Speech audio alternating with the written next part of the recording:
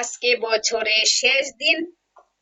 আর আমি আইছি আমার সব প্রাণ প্রিয় বন্ধুদেরকে শুভেচ্ছা জানানোর লাগা চৈত্র সংক্রান্তি।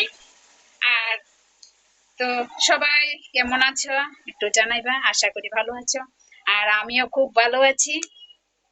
তো পুরান বছরটা তো কোন রকম সবার হাসি খুশি দুঃখ কষ্ট সবকিছুই কি মানায়া আজকে পুরান বছরটা শেষ। তো সামনে আইতাছে নতুন বছর। তো এই সামনের দিনগুলি সবার যেন ভালো থাকে, সবাই যেন সুস্থ থাকে, এই মঙ্গল কামনা কইরা ঠাকুরের কাছে আজকে প্রার্থনা করলাম আমার গোপালের কাছে সবাই যাতে ভালো রাখে, সুস্থ রাখে, সবকিছুতে যাতে রক্ষা করে। তাই আমার ছোটদেরকে একদম প্রাণ প্রিয় ভালোবাসা। আর আজকে চৈত্র সংক্রান্তির বড়দেরকে প্রণাম। সবাই ভালো থাকো। তাই আজকে হলো কি ফাসন, কেউ ফাসন রান্না করব, কেউ কাঁঠালের ইসর করব, কেউ তিতা করব, যে যার নিয়ম। আমরা বাঙালির কিন্তু অনেক নিয়ম কিন্তু আজকে চৈত্র সংক্রান্তির। তাই আমি নিয়ম টিয়ম তেমন বেশি কিছু করছি না বলতে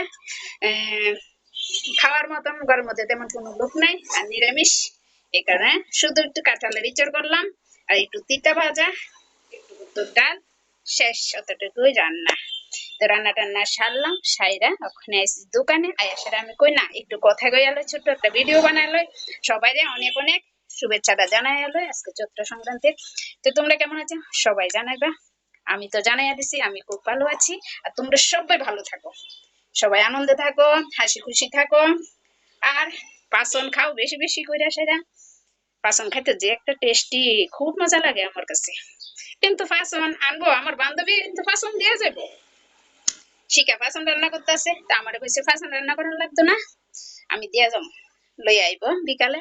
আর আমি কাঁঠালে চটিচড় করলাম কইরা সেরা খাওয়া দাওয়া করছি না, কিন্তু নিয়ে আইছি আর ছেলেরে খাওয়াইয়া দিচ্ছি।